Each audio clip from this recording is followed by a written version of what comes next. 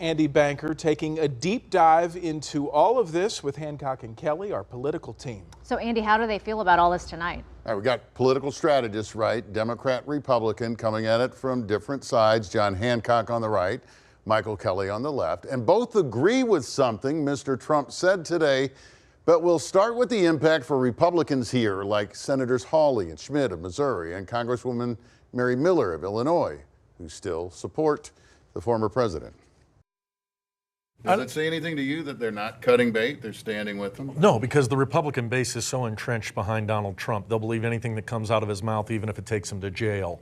And that means a lot to those folks, because that base is the same base that's going to elect them. If you look at the general election polls today, Donald Trump is running closer to Joe Biden today than he was at any point in the 2020 election cycle. So that tells you something. Is this election interference? No, it's not election. This is being held accountable for violating the law.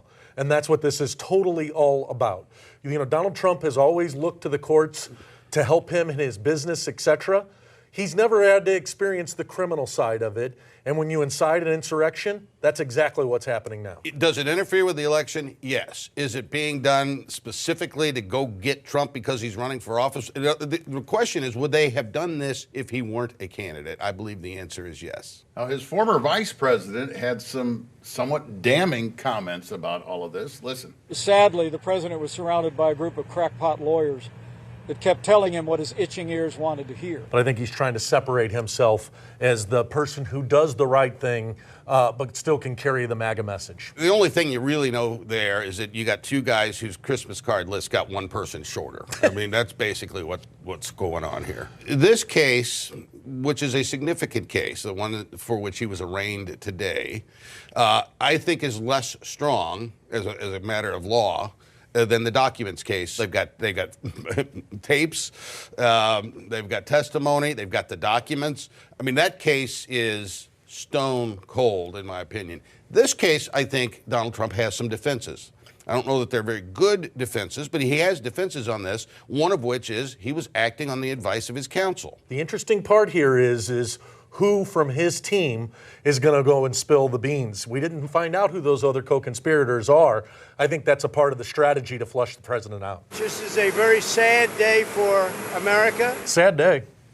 You agree with the former president? I think we all do. I mean, the fact that we have a former president for the first time in our history who's been indicted 3 times with almost 70 counts, it's just unbelievable. It's unfathomable. I think democracy is ultimately what hangs in the balance here. You say the same thing, but maybe for a different reason. Sad day. Oh, it's a very sad day for the country, and I wish we didn't have to go through this, but here we are. Is it Trump's fault that we're here? It's a big part of Trump's fault that we're here, sure. And another very interesting point came up with these guys. You remember the last big-time contested presidential election?